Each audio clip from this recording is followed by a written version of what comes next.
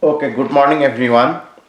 Today let us start with page 28 of handout 7.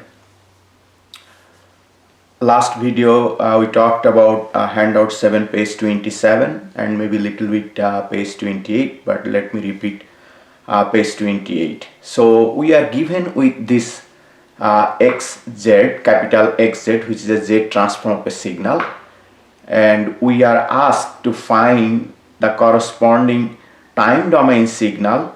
Okay, we are supposed to find the xn for three different cases, and these cases are given by this region of convergence. This is given magnitude of z greater than 1, which is outside of a circle, and in this case xn is causal. So our objective is to find xn, given xz and this region of convergence. We know that when region of convergence is inside a circle, magnitude of z less than 0.5, xn is anti-causal, right? And when the region of convergence is inside a ring, xn is non-causal, means xn will be two-sided. It will be in both positive and negative sided. So now before I go into this region of convergence one by one and find the corresponding xn, we are going to do some simplification on this capital xz. So if we have xz like this, we can multiply numerator and denominator by z square. We get that.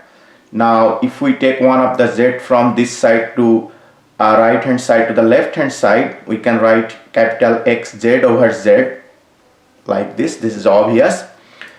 Now we go from here to here, right? So what I have done, you can see that in this case we have z square minus 1.5 z plus 0.5. This is a second order polynomial, right? So this is a second order polynomial, and we can write this second order polynomial as a product of two first order polynomial, right? And those two first order polynomials are z minus 1 and z minus 0.5. You may have a question, how do I go from here to here? So let us revisit one thing, is called root of second order polynomial, right? So you already know that if I have given equation, let's say a z square, right, plus let's say bz plus c, right, and this is a equation with second order polynomial. We know that for this equation we have two poles, right? Sorry, two roots. So we have two roots, right, two roots. Okay, and we also know that root 1, which is p1 denoted by p1, is going to be minus b, right, plus minus, right, b square minus 4ac divided by 2a, right? So sorry, I have given plus minus, I should have given plus here, right, plus. So this is one of the root. Another root number 2, right, root number 2 is going to be p2 minus b square, right, minus 4ac divided by 2a, right? So these are the two roots we have.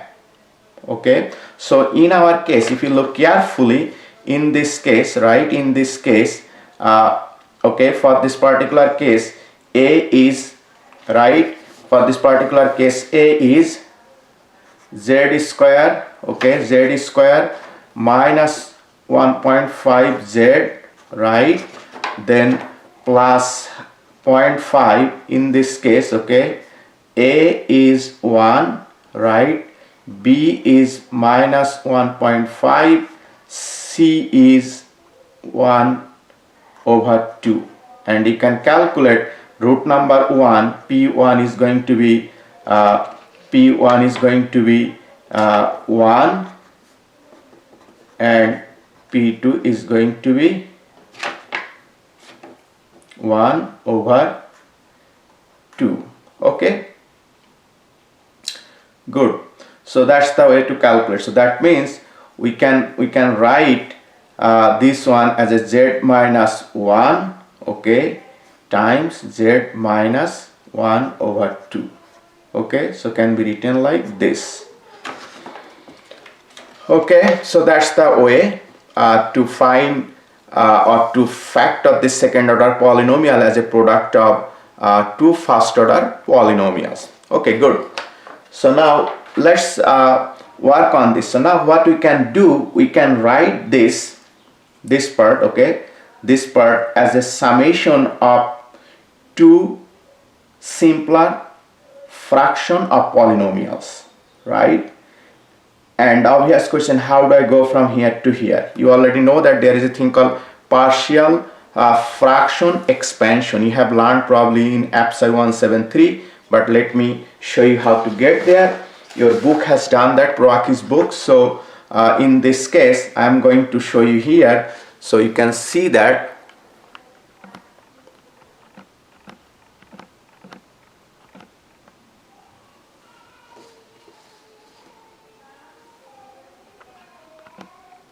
Okay, good. So this is the case. Xz over z is equal to z over product of two first order polynomial, right?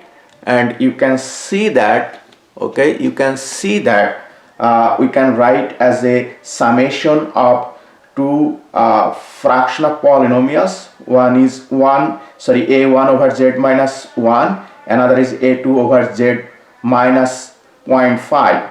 So a very simple method to determine, okay, a1 and a2 is to multiply this equation 3.4.17 by the denominator term z minus 1 times z minus 0.5.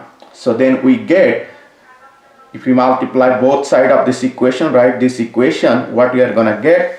We are gonna get z is equal to z minus 0.5 times a1 plus z minus 1 times a2, and if we set z is equal to a in this equation 3.4.8, we are gonna get this equation, and from here we can get a1 is equal to 2. Okay, making sense? I am going to scan this and upload it. Okay, similarly you can plug in z is equal to 0.5.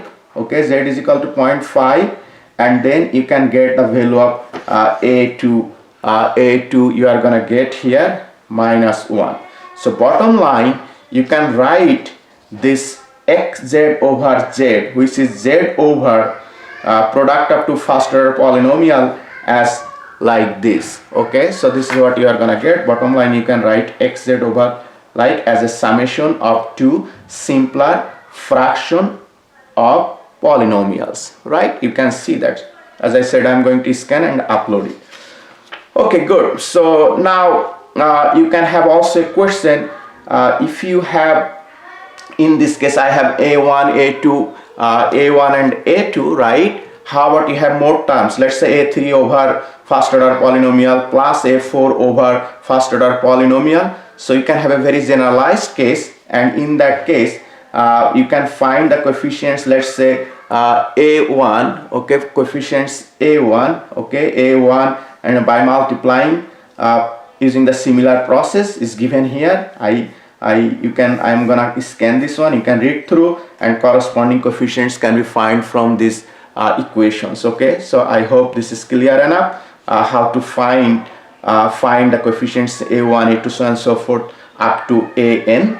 Okay, please note that we are considering when we have distinct p case. You see, in this case p1 is 1, p2 is 0.5. This is called distinct p case, right? A distinct p case. So bottom line, we can represent xz over z like this. This is much simpler, right, to look at. We can write xz like this. This is kind of obvious, and from here to here you divide the numerator and denominator by z, okay, and you are gonna get it. So that's kind of obvious and easy. Okay, so I'm gonna say C. Okay, I'm going to say C. Okay, next page. Okay, how to get there? See next page. Okay, good. So now let's look at this region of convergence. We are going to work one by one. Region of convergence is given magnitude of z greater than 1. We know that in complex plane this means region of convergence is outside of a circle, and we know that if the region of convergence of z transform is outside of a circle, corresponding time domain signal is going to be a causal signal, right? So this is our kind of simplified capital XZ, right? And corresponding time domain signal, we are going to get inverse Z transform of this term minus inverse Z transform of this term. So now let's have a look at this term, right? So let's go back to the Z transform pairs, right? Z transform pairs is here from handout 7 page 18. In the exam you will be given with this. So what you are going to see, this is important point. We need to see the region of convergence outside of a circle, right? You can see that if you go here, we have a region of convergence outside of a circle, this one, right? Outside of a circle, this one, and the expression is 1 over 1 minus a times z to the power minus 1. So it is similar to what we have here, right here. So you can see that 2 to the power 1. So in this particular case, what you are going to get, inverse Z transform of this one, if the region of convergence is outside of a circle, is going to be 2 is this scaling factor, and a to the power n, in this case a is equal to 1 times un. This is causal signal, right? And similarly for this case, a is equal to 1 over 2, we get the causal signal 1 over 2 to the power n un, and this is the final answer we can get. So the key thing here, we need to look at the region of convergence, also the expression for xz, right? So we need to look both to find the corresponding xn. Okay, good. So let's leave like this. Now going to the next page. Okay, you have the Z transform, the region of convergence is inside a circle, magnitude of Z less than 0.5, and we know that when the Z transforms region of convergence is inside a circle, xn is anti-causal, right? We know that. And given this simplified capital XZ, what we need to do, we need to go back to our table, and this time we go to that expression, right? Looks like this expression, like this one, right? Let me show you here this one, right? So this is gonna be the one outside outside of a circle, inside of a circle, right? So this is inside of a circle, right? This one I need to work on in this case. This is the one, this is the one inside a circle. So that means this is the region of convergence, this is the expression, and corresponding xn is gonna be anti-causal, minus a to the power n u minus n minus 1. So in this case I need to use this one. I need to match with the region of convergence as well as the expression, right? So if you do that, you are gonna get this is anti-causal signal, this is also anti-causal signal, and final form is gonna look like this. Okay, good. So now going back to this one, okay, so region of convergence is inside a ring, magnitude of z greater than 0.5 but less than 1, and we know that for region of convergence inside a circle, xn is going to be non-causal, means xn will be both sided, positive sided and negative sided, non-zero values, right? So the simplified xz we can write like this. Now xn will be causal part plus anti-causal part. The problem here we have two parts of capital XZ, and we know that our xn will be causal part and anti-causal part, right? So the obvious question we have in our mind, which part of this capital XZ corresponds to the causal part and vice versa, right? So we need to figure out which part of this capital XZ is going to be causal or anti-causal part. So now let us look at this region of convergence. So this is a ring, right? This region of convergence is inside a ring. So obviously the given region of convergence, which is a ring, okay, is the overlapping of the region of convergence, okay, the region of convergence, right,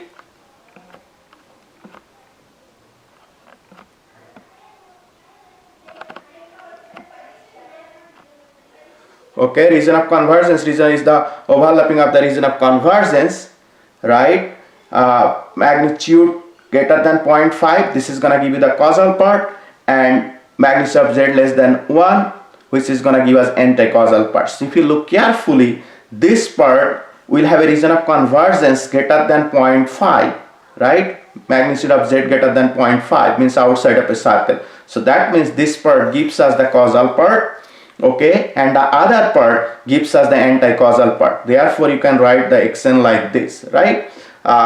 That's the point. So let me repeat one more time quickly. That's very important example. So let's say we have simplified xz like this, which is okay. So now slowly we have to go, right, slowly we have to go to different region of convergence. When the region of convergence is outside of a circle, xn is going to be causal, and corresponding xn is going to be causal signal, right? And we really need to go to the right entry of the table. You see, so in this case we have to go see the expression of xz as well as the region of convergence. So we should look at this expression and this region of convergence outside of a circle, and we can find a corresponding time domain signal which is going to be causal signal, and we have obtained this causal signal xn, right? So similarly, when we have region of convergence inside a circle, okay, region of convergence inside a circle, so in that case what we need to do, we really need to go back to the table and see the expression match as well as the region of convergence. So region of convergence inside a circle, this is the expression for capital XZ, and we have the corresponding anti-causal signal. In this particular case, we know that we are going to get anti-causal signal. So if we pick up the right entry from that Z transform table, we are going to get the final expression for Xn. And the final thing, when the region of convergence is inside a circle, okay, inside a circle, or sorry, inside a ring, right, we are going to get Xn non-causal, means Xn will have both causal part plus anti-causal part. And the key thing here, given the fact capital XZ has two terms, right, we need to figure out which terms is going to be causal or anti-causal, right? And from this region of convergence, we can see that this ring is basically overlapping of two circles. One is z magnitude 0.5, another is magnitude of z less than 1. So this is going to give us causal part, this is going to give us anti-causal part. And we go back to our xz, we see that this will have region of convergence outside of a circle with radius 0.5. That means this is going to give us causal part, and the other part is going to give us anti-causal part. And corresponding xn should be, this is the causal anti-causal part, right? Anti-causal, okay, and this is causal part. Okay, makes sense. So that's the way to deal with. Okay, so now let us look another example when we have repetitive p case. Okay, repetitive p case. So this is our xz given like this. Okay, this is our xz. So xz in this case is very nicely given. Okay, good. So what we can do, we can just, as I said, we really need to express the fraction of polynomials in terms of positive power of z. Okay. And you can write this one, rewrite this one, equation 144 xz over z like this. This is kind of easy to understand. You multiply with z cube, both numerator and denominator, and you get z cube by something, and you take one of the z from right hand side to the left hand side, you will get like this. Okay, so now the part here, I can write this, okay, fraction of polynomials as a summation of fraction of simpler polynomials. Okay, this is the way I should say. So in this case, you can see that we have this is our P1, right? So this is our P1, okay? P1 is equal to 1 and P2 is equal to, actually P1 is equal to minus 1 and P2 is equal to 1 and P3 is also equal to 1 and P2 is equal to P3. This means we have a repetitive Pk. In this case, what we need to do, we need to have A1 over Z plus 1, okay, plus A2 over Z minus 1 plus A3 over Z minus 1. You can see that because of this repetitive nature, we have two coefficients, one for P2, another for P3, but the square term should be, so we started with Z minus 1 to the power 1, then we have Z minus 1 to the power 2, right? So we can find corresponding coefficients. A1 is equal to 1 over 4, A2 is equal to 3 over 4, A3 is equal to 1 over 2. The obvious question, how do we get this value, right? So your book has a very nice procedure, okay? You learn this in APSI 173, but I want to give you kind of complete package. You can look into that, okay? Okay, so you see that xz over z is this one, okay? I'm going to scan this and upload this. And as I said, in this case P2, P3, they are 1 and P1 is equal to minus 1, right? In such case, the appropriate partial fraction expansion should be like this. We talked about that. And then how to find the coefficient, the procedure is given here, okay? And you can find A1 is equal to 1 over 4, right? And then you can find your A3 is equal to 1 over 2.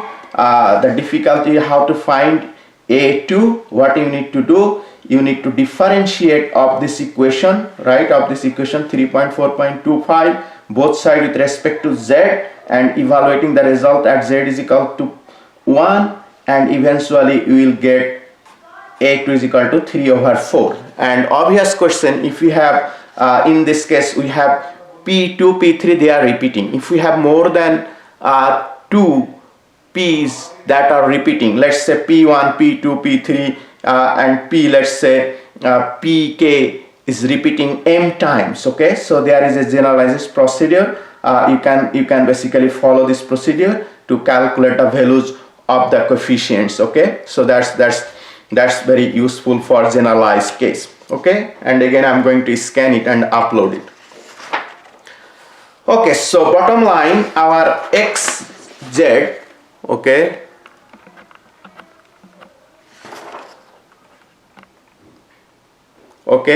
bottom line, our xz over z can be written as like this kind of summation of a simpler fraction of polynomials, and we can write xz like this, okay, that's obvious. And how do we find the corresponding xn? That is our question, main question, determine the causal signal. You see that is already mentioned that we have to find a causal signal, right?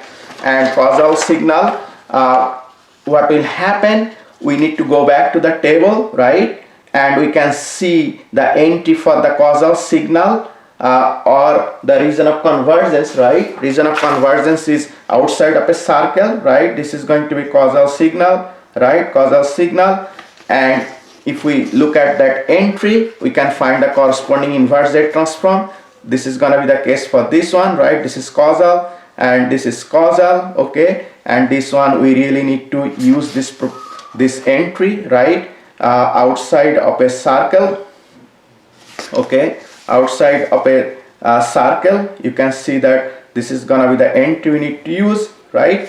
How do we do this? This is, you see, this expression is matching, this one is matching with this entry, right? So let me circle it here, this entry, and you see that this is matching with this entry, and we need to look for the causal signal, right? So that's why n times a to the power n un, that's what we have obtained, and this is the final answer for this time domain signal xn.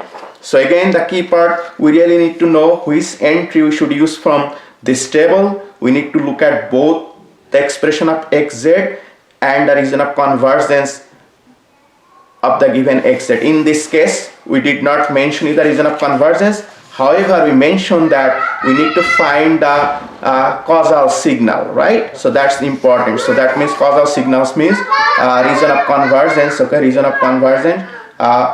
Okay, z magnitude has to be greater than 1, right? Greater than a. I'm sorry. Okay, so this is the important point here. Okay, good. So we have very good understanding. Okay, so now as I said, Z transform can help you in many ways to analyze and design in discrete time system. One student asked me, Dr. Hossain, is Z transform same as Laplace transform?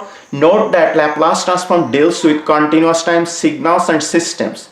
Z transform deals with discrete time systems, signals and systems, right? So let's look at one of the advantages we have. We already know that if we have a linear time invariant discrete time system, if we know the impulse response, we can get the output of the system for given input xn by convolving this impulse response with the input signal, right? And in Z domain, we can write as a product. This is good thing. So you can work in Z domain, you get yz, and then you can take the inverse Z transform, you can get yn. So you don't have to deal with that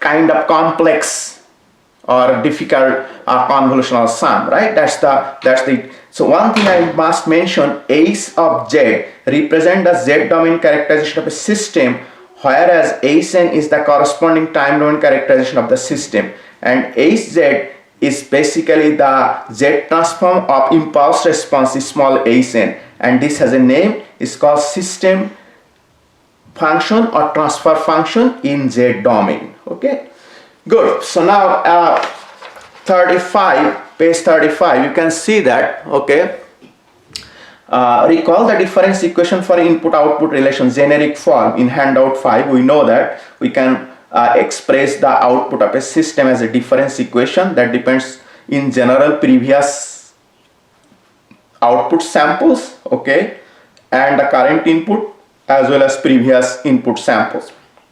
And A, K, B, Z are called system parameters, right? We know that.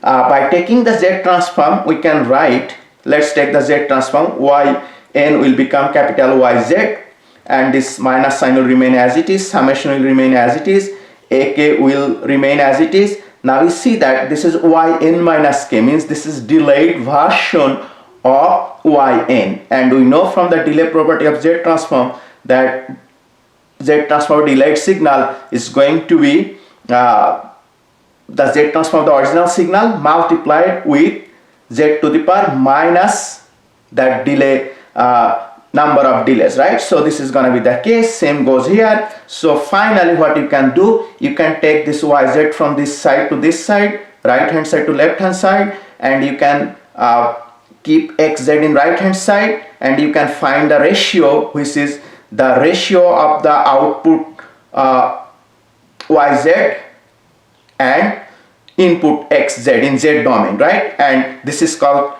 system function or transfer function in Z domain. You can calculate like this. This is very straightforward. Okay, good. So now we know how to calculate the transfer function of a system in Z domain given the difference equation of the system. This is the generic way or very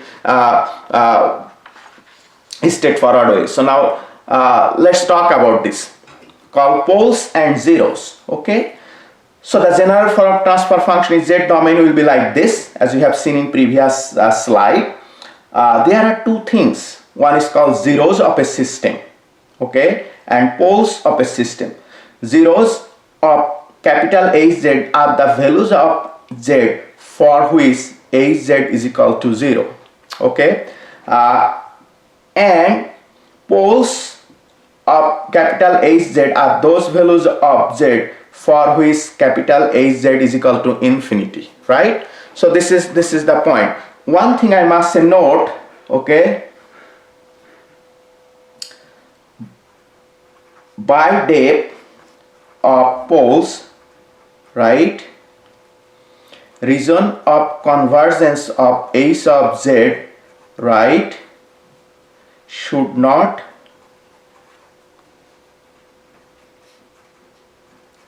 contain any poles of HZ. This is kind of like obvious that we are saying that the poles of HZ are the values of Z for which HZ is equal to infinity, and we also know that region of convergence of HZ are those values of Z which does not make HZ is equal to infinity. That means region of convergence of HZ should not contain any poles of HZ, right? So this is kind of no. Okay, so now let us see an example. Okay, let us see an example. So in this case, an example is considered. A system is described by difference equation. Okay, and we are asked to find the HZ, also find its poles and zeros, right? So let's work on this equation. We can do the Z transform both side, and we get this is the Z transform, right? This is obvious. We take this YZ term from right hand side to the left hand side. That's what I have done, and eventually you can find this system function or transfer function in Z domain like this, 2Z over Z minus 1 over 2. And we know that for poles HZ, for poles we have to find those values of Z that makes this HZ is equal to infinity. That means this part has to be 0. So that's what I have equated, and eventually get Z is equal to 1 over 2, means we have a pole for this system, okay, at Z is equal to 1 over 2. And we also know that zeros of a system are those values of Z that makes the system transfer function is equal to 0. That means from this capital HZ we have to equate this part is equal to 0, right? That's what I have done, and we can get the corresponding zeros of the system at Z is equal to 0, right? So good. So now one interesting thing, okay? So what we have learned so far, we have learned that how to find the transfer function of a system in Z domain, right, from the difference equation. And we have also have done an example to find the transfer function and the poles and zeros of the system, right? So now let's talk about the causality of the system. We already know that if I give you the impulse response of the system, you know that for a causal linear time invariant discrete time system, the impulse response value should be 0 when n less than 0, right? We know that, right? And also we have learned in this module that region of convergence of a causal signal xn should be exterior of a circle, right? We already know that region of convergence of a causal signal, okay, region of convergence of a causal signals, I should say that region of convergence of a causal signals, okay, xz, right? Right, region of convergence of a causal signals xz. Means we should talk about the region of convergence of Z transform, not for the signal itself, right?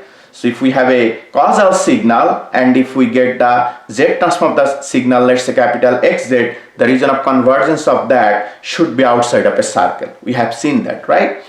So now let's look at equation 153. This is the definition of a causal linear time invariant system. We have seen that, right? So if we take the Z transform of this, right, Z transform of this, what we are gonna get? We are gonna get n is equal to 0 to infinity. You see that n is starting from 0, not from minus infinity, because we are dealing with causal linear time invariant system where the values of h of n is equal to 0 when n less than 0, right? So that's why the limit is starting from 0, right? And we can expand the summation. This is kind of obvious, right? And what we find, we see that the region of convergence of this hz, okay, includes z is equal to infinity, right? Because if we plug in z is equal to infinity, right, you can see that this is going to be this sum will converge, right? So that's why the region of convergence of above hz means the hz of a causal system, right, includes z is equal to infinity. So bottom line, a linear time invariant system is causal if and only if the region of convergence of hz is outside of a circle, because we know that for causal signal, its z transform region of convergence should be outside of a circle. That's why you have written this outside of a circle. Also, you have seen that the region of convergence of the causal linear time invariant systems, right, capital hz, should include z is equal to infinity. So there are two things we need to have for capital hz to be causal. We need to have the region of convergence of capital hz should be outside of a circle, and the region of convergence should include z is equal to infinity, right? So that's the point. There are two things, should be outside of a circle and it should include z is equal to infinity. So now let's look at this example. Let's say hz is equal to z square minus z to the power minus 1. Is this causal system? If you look at this region of convergence of this given h of z, you see that this region of convergence does not include, does not include z is equal to infinity, right, due to the term z square. So given system is not causal. So once again, if you look at the region of convergence of this hz, you will see that it does not include z is equal to infinity. So the given system is not causal, right? That's the point. So let's go to the next slide. So this is about the causality. And what about the stability of the system? Can we talk about the stability of the system from capital Hz, right? We already know how to find the stability of the system from the impulse response of the system, impulse response given in time domain, right? So we know that a linear time invariant system is stable if the magnitude of Hn, if you sum them and add the magnitude, running from minus infinity to plus infinity, should be finite, right? So that was the definition to calculate, to check the stability of a system. Now let's go back. So now, can we, bottom line, what you are trying to ask, can we find the stability of a linear time invariant discrete time system from capital Hz, right? So now let's work on this. So we know that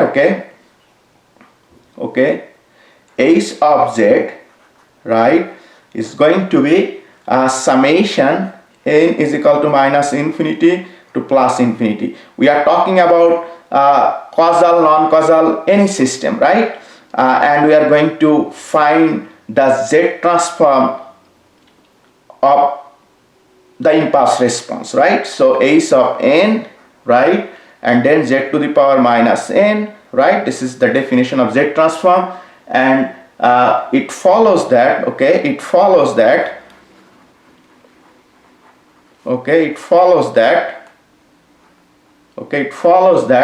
magnitude of this one is going to be less than equal, right, summation n goes minus infinity to plus infinity, right, and then h of n, right, z to the power minus n, magnitude of that, and then we can write like this, n is equal to minus infinity to plus infinity, right, and we can write h of n, right, z to the power minus n, magnitude of that.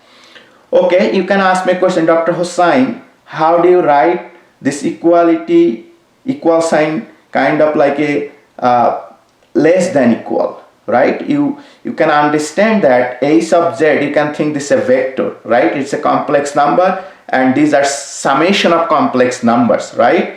And two complex numbers, if I am summing, let's say I have z is equal to z1 plus z2, right? Two complex number, magnitude of z can be less than equal to magnitude of z plus magnitude of z2, and they are equal when z1 and z2, they are along the same directions, right? So we know, right? So that's the way to understand how do I write this equal sign to less than equal sign, right? So if this is the case, then this is kind of like a side note, so from here we can say that when evaluated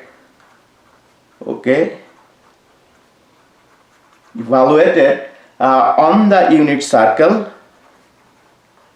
okay, unit circle, right?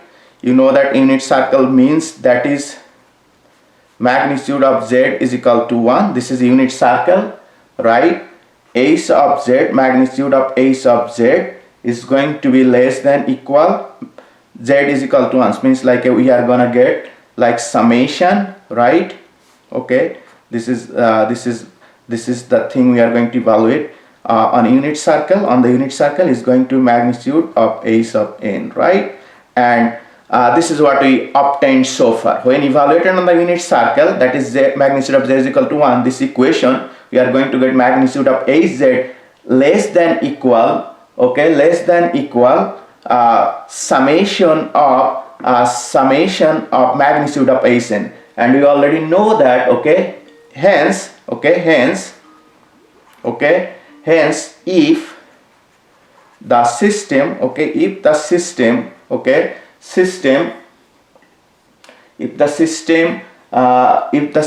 is bounded input, bounded output is stable, right? Bounded is stable. The unit circle, okay,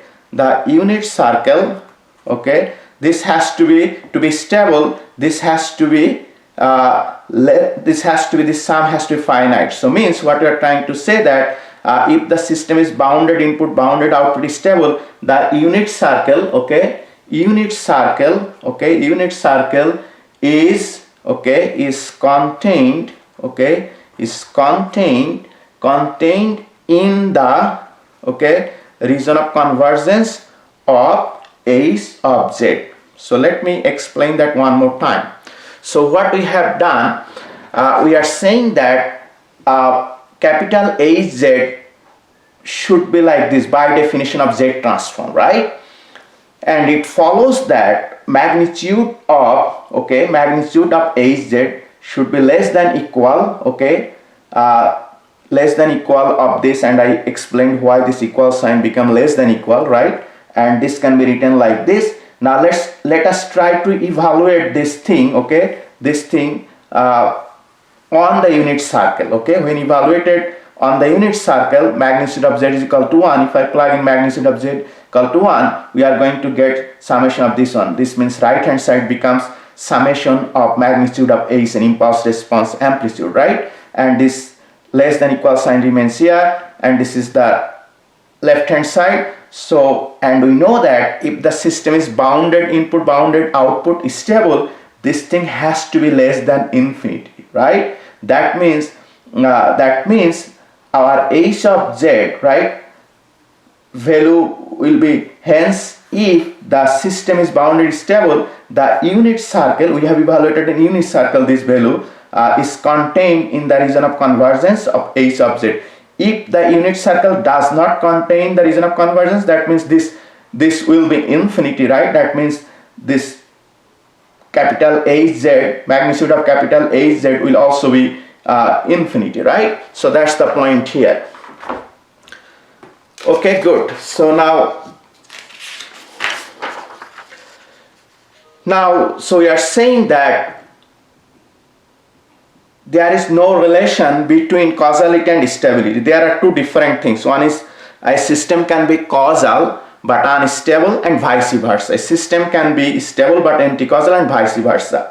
Now, one thing I must mention, we have seen that what we have seen in the previous slide. Let me summarize that one more time. If we know capital Hz of a linear time invariant system, what we should do? We should try to see the region of convergence of that capital Hz.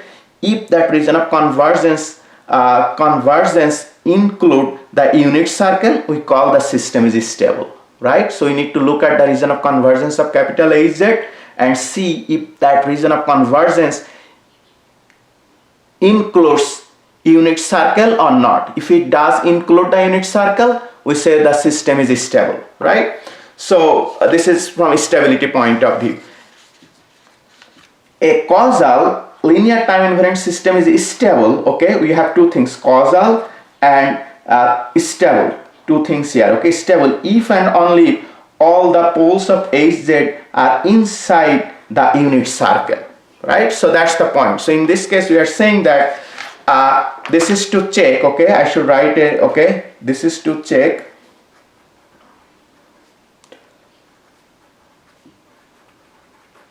check stability of any, right, causal, non-causal, okay, or anti-causal, okay, system, okay. And on the other hand, if we want to check the stability of a causal system, we need to see the poles of H, Z, right, okay. So this is okay, this is to check. So to check, I should write to check the stability of a causal system. So you see the difference, right? If we don't know about the system's causality, what we should do, we should go and check this condition. Means we should try to find the region of convergence of the capital HZ, and if it includes the unit circle, we say the system is stable, right? On the other hand, if we know the system is causal already, okay, what we should do, we should try to see the poles of the system, okay. If the poles of the system are inside the unit circle, we call the system stable, to check the stability of a causal system, okay. So now let us look at this example. Is this system stable or not, okay? So let's work on this. Let's try to find the poles of this system, right? Poles of this system. Let's say YZ, okay? YZ, okay, is going to be YZ. By the way, do you know this system is causal or not? This system is causal, right? Why? You know that for causal system, the output does not depend on any future input, right? So you see that the output of the system at time instant n is the previous output plus the current input. So this system is a causal system, right? And let's work on this. YZ is going to be Z to the power minus 1, YZ, right, plus X of Z, right? From here we can write YZ, right, YZ minus Z to the power minus 1, YZ, right, X of Z, okay. From here we can write A sub Z is going to be YZ, right, over XZ is going to be XZ is 1 over 1 minus Z to the power minus 1, right. So that means we can write Z, right, Z minus 1, right. So this is the case. And now you see that this is very interesting case, okay. So Z minus 1. So we have a pole here, pole of ace of Z, okay, pole of ace of Z. We have pole number 1 at 1, okay. So what do you think? If you look carefully this pole, if you draw this diagram, right, let's say this is our unit circle, right. So this is Z plane, okay, this is unit circle, okay, and the pole, if I take another color, the pole is going to be located here, right. This is the pole, this is the pole P1, okay, pole. So this is quite interesting system. In fact, I talked one time that this system is not stable, first of all, okay, it's not stable, because it's saying the poles of HZ should be inside the unit circle, right. So I have drawn here, this is the unit circle, okay, radius is equal to magnitude of Z is equal to 1, this is the unit circle, right. So I see that this system has one pole, that pole is located on the unit circle, not inside the circle. So therefore this system is not stable, okay, it's not stable. That's the important point. This system is not stable. This system is called marginally stable, because on the unit circle, okay. If it is outside of a circle, clearly unstable. Inside this unit circle, the pole is inside the unit circle, is clearly stable. This is not stable. This type of system is called marginally stable. Okay, that's the point here. Okay, so now let's look another example here. Okay, so let's look at this example. It's given here, calculate the transfer function of this system, right? So if we take here one solution, we take the z transform yz, okay, then we should have 2.5, then z to the power minus 1 yz, right? Then we should have minus, we should have z to the power minus 2, then yz, right, plus xz, right, and then 5 z to the power minus 1 xz, right? And from here what we can do, we can write yz, right, then it becomes 2.5 z to the power minus 1 yz plus, okay, yz, okay, and this becomes xz, okay, times 1 minus 5 z to the power minus 1, right? From here we can write a sub z,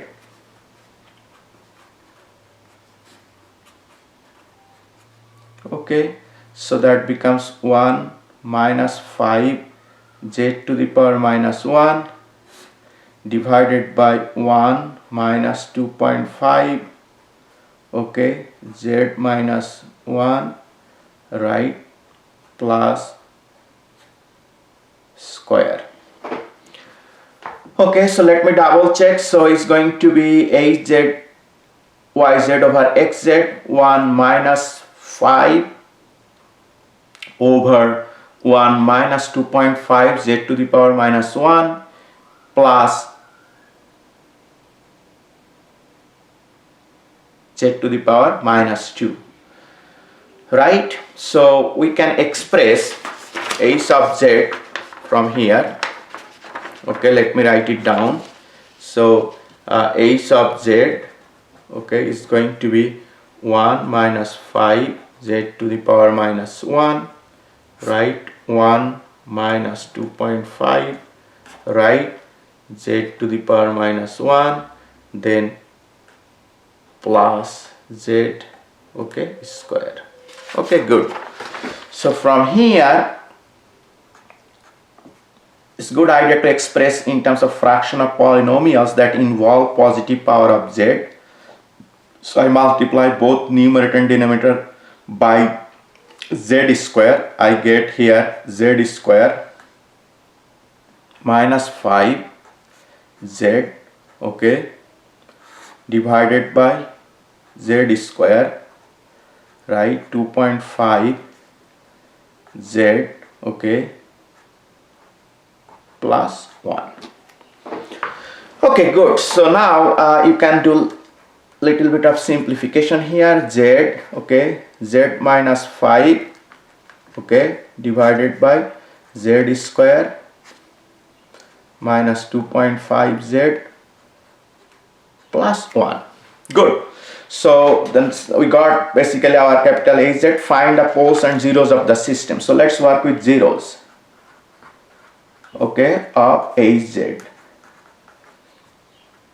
Okay, so that means z minus 5 has to be 0. So two zeros, we have two zeros, looks like two zeros, okay.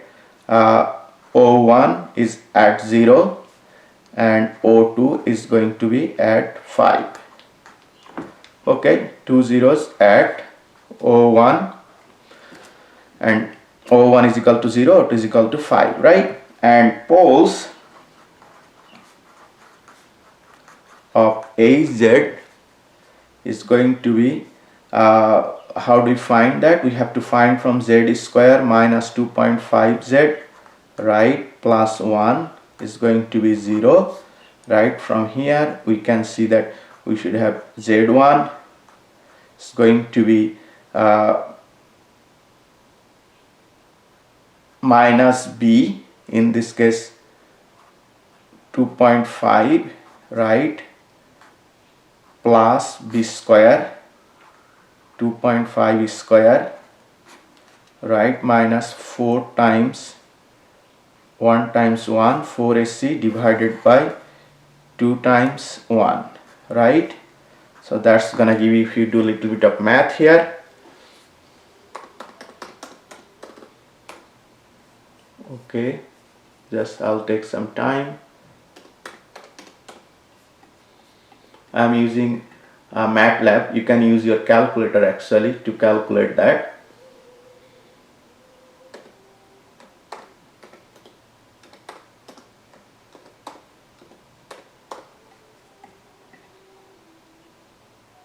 My MATLAB is taking some time to start.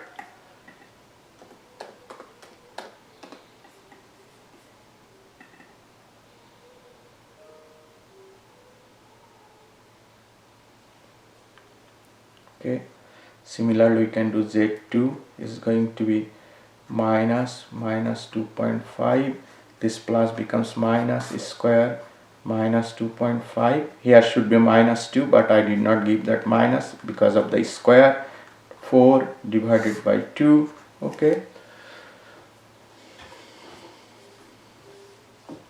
Okay,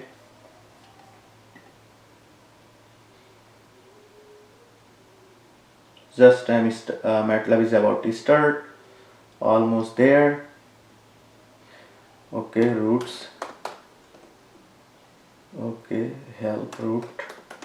As I said, I'm using MATLAB. MATLAB is quite handy. You can use your calculator to calculate this root quickly. Okay,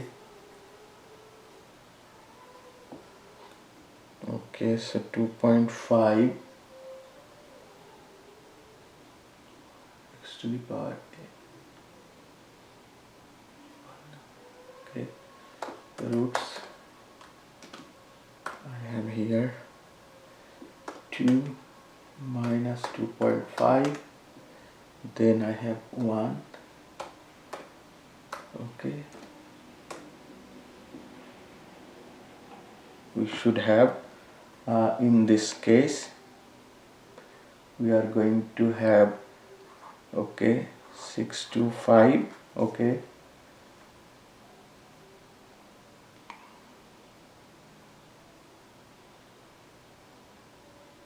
okay, let me double check one thing here.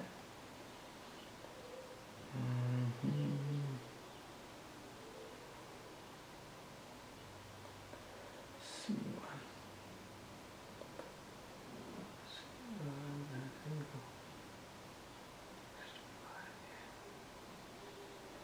Oh, sorry, I'm sorry, it should be 1 actually.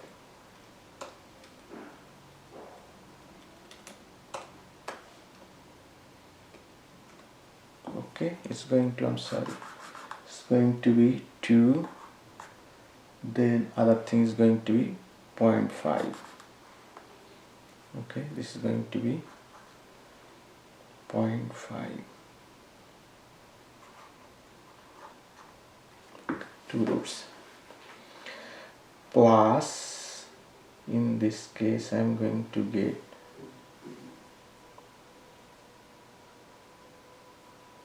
2 plus minus, okay.